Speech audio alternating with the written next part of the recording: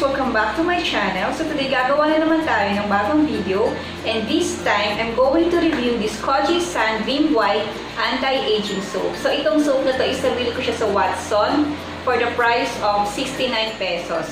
So kung dalawa yung bibilhin mo, makakasave ka ng 10 pesos. So hindi ko lang sure kung magkano yung exact amount kung pag-isa-isahan, pero dalawa na yung binili ko kasi may nakalagay na save 10 pesos, kaya yun na lang yung binili ko. And this also contains 65 grams and yung kanyang lifespan is 2 years kasi manufacturing date is 2019 and will expire on 2021. So kung mapapansin nyo guys, meron din Kojie Sun na kulay orange. So yun yung popular soap na kalimitan ginagamit ng mga babae gustong pumuti o kahit mga lalaki, yung kulay orange. Pero I think padalang yung gumagamit ng color white. Hindi ko lang alam kung bakit. So dahil hindi nila, mas more on whitening yung kulay orange kaysa dito. Pero yun. So ito, matagal, yung na-try ko to, actually, na-try ko, siguro pangatlong soap ko na to. Pangatlong ganito na ata, pangatlong ganito na siya. Yung nagamit ko sa aking skin.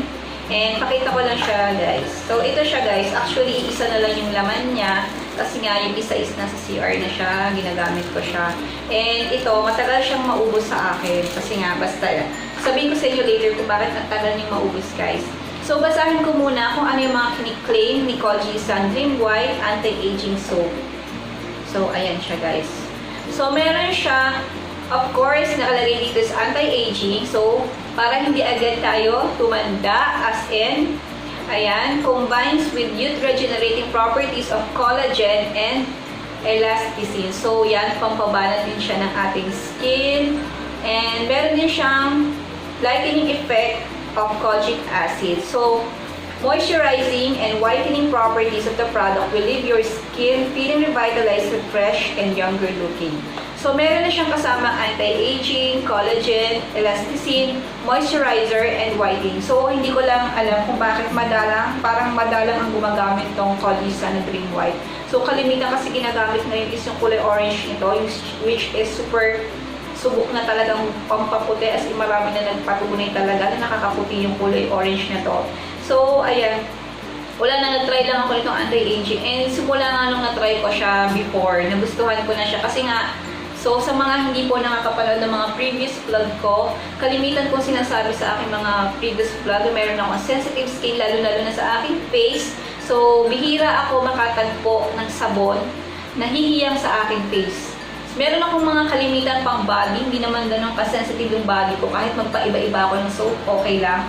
Pero yung face ko, yon, bihira talaga ako makatagpo. Pag nakakita ako ng soap na pwede sa aking face, ayan, doon talaga ako nag-stay. Pero kung mapapansin sa mga vlog ko, marami na ako na-try. Tinatry ko lang siya mga once or twice, pero pag na-feel ko, nangati na siya, nag-humapli na yung ganito at ganito, hindi siya hiyang sa aking face. Pero this one, si Kojie Sun Dream White Anti-Aging Soap. Nung first ko siyang tinaray, binabad ko siya sa aking face. Nagtagal siya ng mga ilang minutes. Siguro kahit 5 to 10 minutes, kayang-kaya niyang magtagal sa aking skin kasi nga hindi siya ganun katapang compared dun sa orange, na kulay orange na as in sobrang happy niya sa face. Sa face lang naman, pero this one talaga is super mild lang talaga niya. So hindi ko nga alam kung bakit sobrang mild lang nito. Is parehas naman siyang Kojie Sun. Kasi pag sinabi mo talaga Kojie Sun, sobrang tapang niya talaga. Ito talaga, as in, kahit ibabad mo siya ng 5 to 10 minutes sa yung face, wala kang mararamdamang up-deform niya. Ito is based sa aking experience. So, hindi ko lang alam sa mga nakapag-try nito kung same lang ba kayo ng mga na-experience ko, katulad din ba kayo ng mga nag-experience ko sa paggamit ng Kojie Sun. And dahil nga, nag-swak siya sa aking skin, matagal siyang maubos kasi dahil nga bihira nga lang ako makatagpo ng soap na pwede sa aking face. Sa face ko lang siya ginagamit. So, hindi ko siya ginagamit. Hanggang dito lang siya sa aking neck. Kasi nga, Dahil nga ayoko siyang maubos kaagad-agad, and sabi ko kung gagamitin ko siya sa aking face and sa aking body, marami naman soap na pwedeng gamitin sa aking body, marami pa namang alternative soap na pwede kong gamitin sa aking katawan, pero sa face, as in konting-konti lang talaga yung humihiyak sa akin. So actually meron pa isang soap na humiyak sa akin, pero ito na yung pangalawa na humiyang sa akin. Although dun sa previous video ko, kung mapapanood yung Kojie Sun Soap, review ko na ng kulay orange, na review ko na rin yon. Sinabi ko doon na binabad ko siya, chinatsaga akong, kagustuhan ko pong ulit, chinatsaga ako siyang gamitin sa aking face ng 5 to 10 minutes. Pero hindi na rin kinaya, 1 minute, noong una 5 to 10, tapos naging 1 minute, tapos, yun nga, dahil nga sobrang, hindi ko na rin kaya, sobrang tapang ng kulay orange, hindi ko na siya ginagamit sa aking face. Kaya, nag-try ako nito, so baka sakali. So, ito talaga yung biyang sa aking face, na hindi siya ganun katapang. Kaya yun, so sa face ko lang siya ginagamit, hindi ko siya ginagamit sa katawan.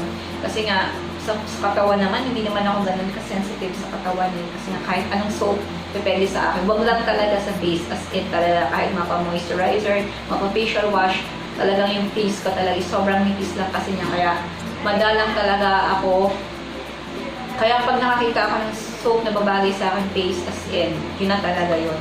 Kumbaga, pang matagalang gamit ka.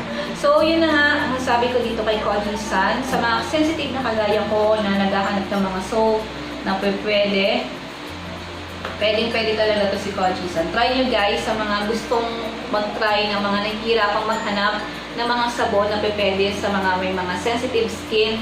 Try nyo tong si Kojie Sun Dream White Anti-Aging Soap. Lalo-lalo na kung age 30 plus na kayo and ayaw nyo agad magka-fine lines, wrinkles, o gusto nyo mas ma-prevent natin, ma-maintain natin yung ating baby face look. So, try nyo rin itong si Dream White Kojie Sun.